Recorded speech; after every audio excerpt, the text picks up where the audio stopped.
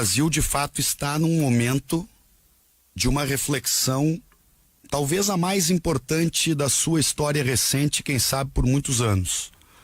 Porque, de fato, nós estamos diante de uma eleição muito polarizada e de uma eleição onde a questão da democracia brasileira está sobre a mesa. Porque, lógico que a gente compreende que os apoiadores do Bolsonaro, como é o caso do colega Bibo Nunes aqui, procurem minimizar declarações que o filho do candidato fez e que o próprio candidato faz. Agora, quando eu convido as pessoas a se debruçarem sobre uma reflexão em termos do que querem para o futuro do Brasil, do ponto de vista de democracia, eu me referencio em falas do próprio candidato Bolsonaro. Domingo, ontem, eu assisti todo o vídeo da fala de Bolsonaro se dirigindo aos manifestantes que estavam na Avenida Paulista. Ele falou em mandar para fora do país as pessoas que pensam diferente dele. Por exemplo, na visão de democracia, que do meu ponto de vista não é democrática, que Bolsonaro defende, se ele porventura ganhar a eleição, e eu estou trabalhando e convidando pessoas para que ele não ganhe, ele colocaria uma pessoa como o Henrique Fontana para fora do país. Além dos vídeos, né, gravíssimos, onde ele propõe metralhar adversários.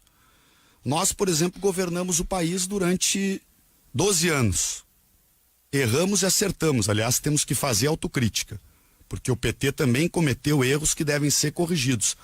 Agora, jamais, durante estes 12 anos, e eu quero assegurar para o Bibo Nunes, que está aqui ao meu lado, que se o Haddad ganhar no domingo, dia 28, jamais o Haddad vai defender que o Bibo Nunes não possa expressar suas opiniões, que ele tenha que sair do país, que vai ser metralhado. Hoje de manhã, no café da manhã, pela primeira vez, Taline, Juremir e ouvintes da Guaíba, a minha esposa demonstrou medo.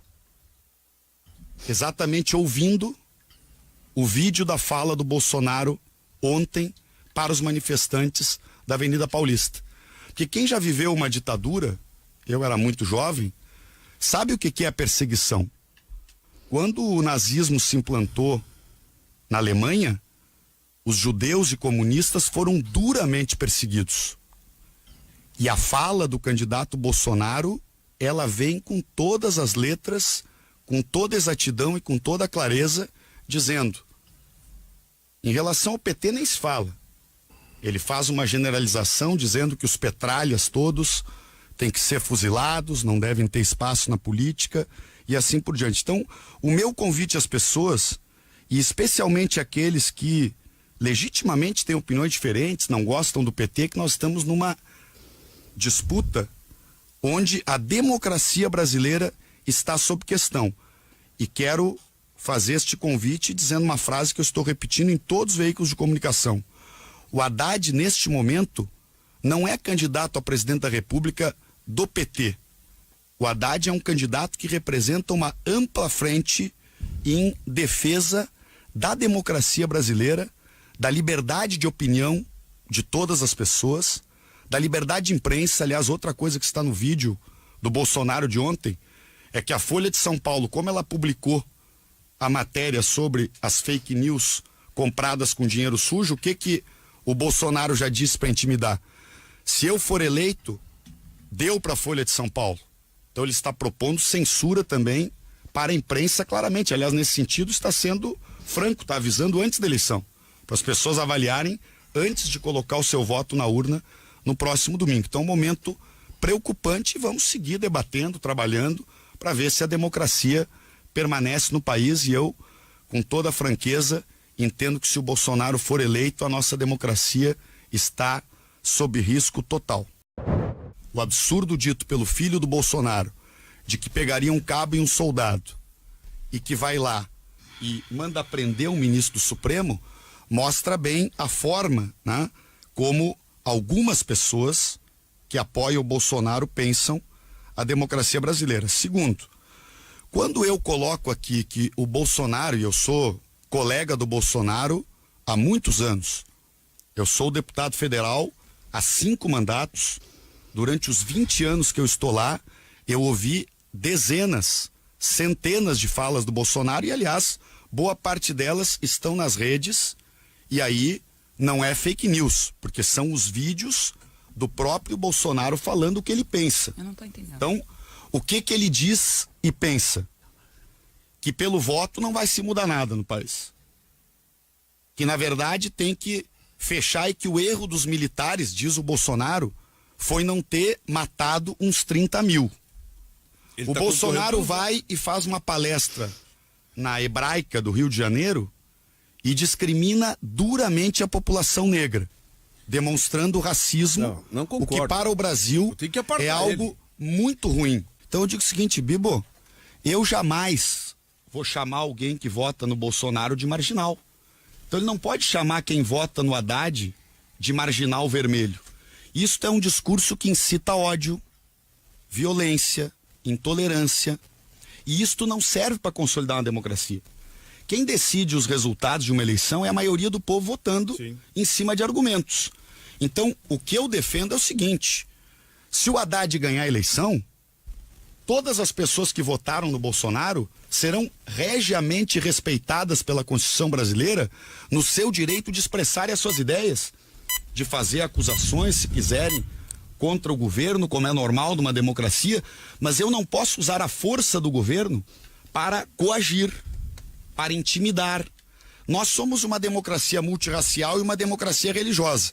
A outra questão que está em disputa é o seguinte: houve um uso de milhões de reais de dinheiro sujo para disseminar mentiras na internet, através especialmente do WhatsApp, procurando assustar a população em relação a posições do Haddad. Então aproveito para dizer, o senhor e a senhora que é um evangélico, que é um católico, que tem uma religião de matriz africana, durante os governos de Lula e Dilma, todas as religiões no Brasil foram regiamente respeitadas, como aliás é da obrigação de qualquer governante. Sim. E com o Haddad, vocês tenham segurança que, como eu digo, a bandeira do Brasil será de todos nós. E ela é de todos nós. Isso é outra coisa importante. Quem vota no Haddad ou quem vota no Bolsonaro, todos somos brasileiros. Não se pode querer apropriar um símbolo da nacionalidade para dizer esta bandeira, como também diz, porque foi um trecho aqui da fala do Bolsonaro, mas ele, num outro trecho, ele diz a bandeira do Brasil, em outras palavras, não estou com as palavras precisas, a bandeira do Brasil, nós é que defendemos. Não, eu voto no Haddad e eu defendo o Brasil a minha vida toda. É. Mas não eu, aliás, do Brasil, aliás, só vou concluir para dizer o seguinte: eu votei lá na Câmara Federal para que o petróleo do pré-sal brasileiro permanecesse nas mãos dos brasileiros. E o Bolsonaro votou para que o pré-sal do petróleo brasileiro possa ser entregue para as multinacionais americanas e europeias. Esse tipo de avaliação tem que ser feito. E o que nós estamos vendo é que muita gente que foi impregnada por um conjunto de notícias falsas via internet no primeiro turno e que não acompanhou um conjunto de vídeos e manifestações do Bolsonaro de caráter claramente racista, antidemocrático, persecutório em relação a seus adversários. Eu ontem assisti um áudio de um professor muito interessante, porque ele dizia: olha, eu não votei no Haddad no primeiro turno, estou votando agora porque me sinto seguro em relação àquela que é a questão mais importante para mim, que é a questão democrática. E a outra coisa que eu quero partilhar com os nossos ouvintes: evidente que ocorreram casos de corrupção durante o governo Lula e durante o governo Dilma, como aliás ocorreram durante o governo Fernando Henrique, durante outros governos, e nós temos que trabalhar, nós que somos honestos, Bibo, sabe qual é o erro? Eu sou muito honesto. Desta visão que vocês tentam passar para o país, é a visão de que o PT seria um partido de corruptos. Mas é? E isto não é verdade. Eu quero concluir a minha fala dizendo que o Haddad é uma pessoa de história de vida absolutamente honesta. Não há nenhuma vírgula que tenha se comprovado ou dito, etc., sobre a honestidade do Haddad. Nós somos um partido que tem Tarso Genro, Olívio Dutra, Paulo Paim, Henrique Fontana, quem tu queiras. Não, Agora, são poucos, qual é a questão central? Este maniqueísmo em relação à corrupção, por exemplo, quando a gente analisa, e alguns serão culpados, outros serão condenados, outros serão inocentados, quando a gente analisa a lista de deputados federais, só para pegar os federais, Thaline, que estão sendo investigados, a maioria dos deputados federais que estão sendo investigados por casos de corrupção apoiam o Bolsonaro. Não sei. Então isto é um sinal novos. É um partido de novo. que a temática da corrupção não pode ser usada para impor uma candidatura. Todos nós queremos combater a corrupção. Bem, e, aliás, olha, vamos continuar combatendo a corrupção. Ele não pode Agora, falar. o que nós temos que ter claro é que a candidatura do Bolsonaro, por exemplo, a maior parte do governo Temer está apoiando quem para presidente? Bolsonaro.